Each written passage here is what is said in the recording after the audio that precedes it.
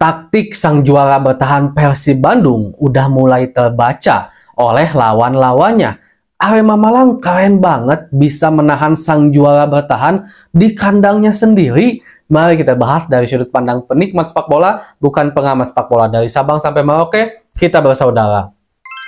Teman-teman semua, nggak tahu kenapa saya melihat Persib Bandung di dua pertandingan terakhir saat melawan Dewa dan juga barusan melawan Arema ini seperti kehilangan arah. Sangat-sangat kehilangan arah. Persib seperti bingung harus ngapain. Persib seperti kehilangan jalan-jalan cara dia membuat sebuah peluang yang bagus dan juga menciptakan gol. Itu Persib di dua pertandingan terakhir ya. Karena gini, walaupun Persib Bandung ditekan, barusan kan saat melawan Arema ditekan ya. Sebenarnya itu hal yang biasa bagi Persib. Kalau kita flashback melihat bagaimana permainan Persib Bandung di musim kemarin. Karena Persib tidak mengedepankan permainan bagus, tidak mengedepankan penguasaan bola, tidak mengedepankan untuk selalu menguasai permainan, mendikte lawan-lawannya. Tidak, itu bukan Persib. Persib selalu membiarkan middle pressing, Persib selalu membiarkan menunggu, lalu nanti sesekali melakukan serangan balik, efektif, gol, bahkan sampai menjadi juara di musim kemarin. Itu Persib Bandung. Jadi ketika melihat Persib ditekan itu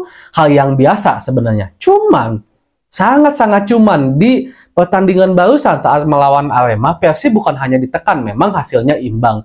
Imbang itu satu hal yang bagi saya tidak buruk-buruk amat. Tapi jika dilihat dari segi permainan, Persib benar-benar kehilangan permainan pragmatis yang menjadi DNA-nya Persib Bandung di musim kemarin. Walaupun memang ini hal yang terlalu atau apa ya, waktu yang terlalu cepat untuk kita mengatakan Persib tidak akan juara, ini terlalu cepat lah gitu, karena baru juga 3 pertandingan. Kita harus ingat di musim-musim kemarin pun Persib selalu start buruk. Ini menjadi apa ya, semacam siklus atau budaya Persib. Kalau memulai liga tuh kadang nggak mulus-mulus amat. Bahkan di musim kemarin ketika Persib juara itu memulai dari papan yang sangat bawah. Bahkan ada hashtag Persib Bandung degradasi gitu kan. Tapi akhirnya Persib bisa bangkit. Dan bagi saya sekali lagi ini terlalu cepat untuk mengatakan Persib Bandung akan jelek musim sekarang. Karena memang dari segi permainan, dari segi pemain juga sangat berkualitas. Cuman di 2 pertandingan terakhir memang kurang baik. Dan jika seandainya dilihat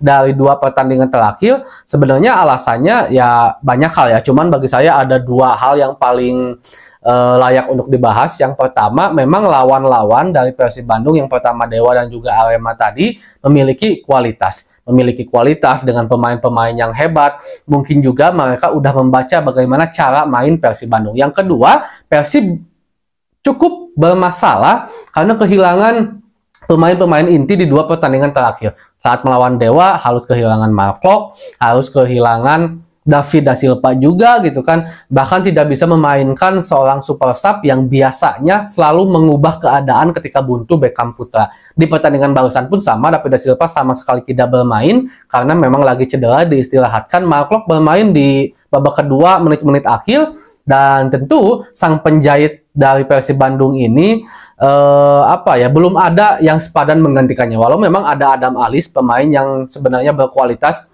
label timnas juga, tapi untuk saat ini memang belum bisa menunjukkan kontribusi yang lebih bagi Persib Bandung walaupun melakukan pre-assist tadi. Jadi sebelum gol yang dilakukan oleh Dimas, assist dari Cio, umpan Cio itu berasal dari Adam Alis. Tapi secara keseluruhan Adam Alis memang mungkin belum benar-benar padu dengan seorang Deddy Kusnandar, dan Deddy Kusnandar terlihat begitu kerja keras sendirian di lapangan tengah Persib Bandung. Dan ada hal yang paling saya soroti yaitu lini pertahanan Persib.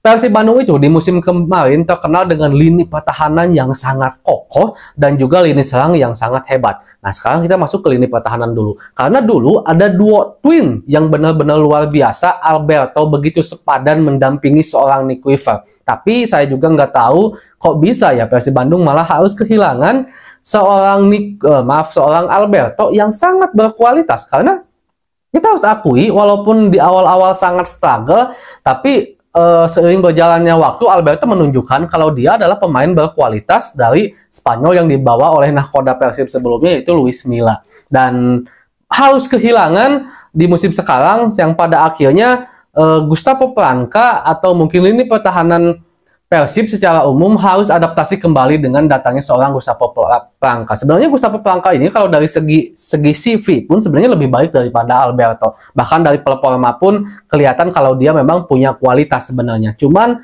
di pertandingan barusan begitu mudah dilewati, termasuk Nick Weaver. Nick Weaver sangat mudah dilewati dan beberapa kali melakukan passing yang salah ke pemain Arema dan tidak jarang menjadi sebuah ancaman bagi lini pertahanan Persib Bandung. Nggak tahu kenapa hari ini memang Persib lagi nggak hoki aja mungkin ya, karena ya kehilangan David da Silva dan kehilangan Mangkok memang cukup kerasa oleh Persib Bandung sehingga mereka tidak bisa mengeluarkan permainan terbaiknya. Padahal Persib bermain di kandangnya sendiri, yaitu di Sijalak Harupat. Cuman jika seandainya kita ingin fair-fairan aja, memang Persib Bandung di 2 pertandingan terakhir bermain sangat jelek, sangat jelek. Saat melawan Dewa benar-benar dikurung habis-habisan.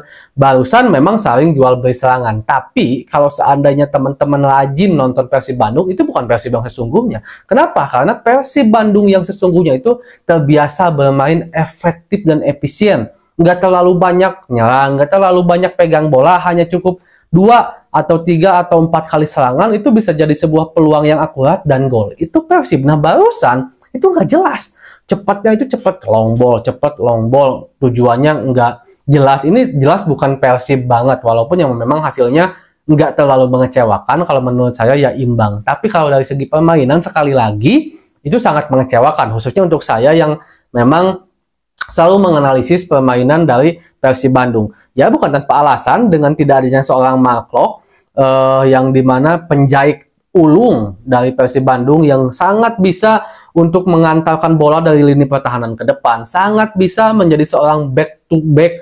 maksud saya back to back marking di lini tengah. Itu luar biasa banget Markok. Ini harus diakui dengan pengalamannya, dengan kualitasnya.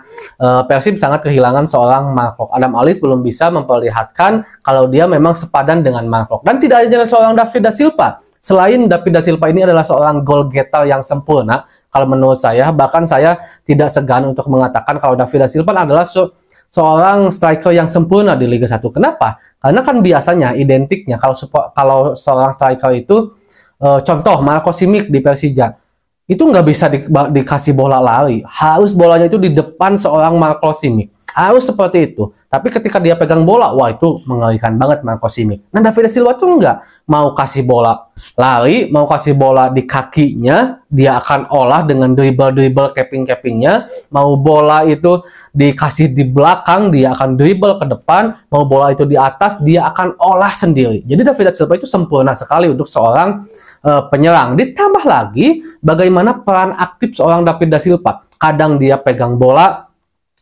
kadang dia jemput bola sampai ke tengah, kadang dia ada di kiri, ada di kanan, kadang dia buka ruang. Bahkan tidak jarang David da Silva ikut bertahan ke belakang jauh sampai ada di garis center back gitu kan. Dan itu tentu akan menjadi satu hal yang sangat-sangat kehilangan ketika pada akhirnya David da Silva tidak bisa bermain. Cuman tiap pertandingan udah berjalan, Persib akhirnya hasilnya imbang, tapi terlalu cepat untuk mengatakan Persib Bandung tidak akan bisa menghangatkan papan atas di musim sekarang. Karena Persib itu biasanya mundur dulu untuk benar-benar melangkah maju ke depan. Segitu dulu mungkin untuk pembahasan hari ini teman-teman. Assalamualaikum.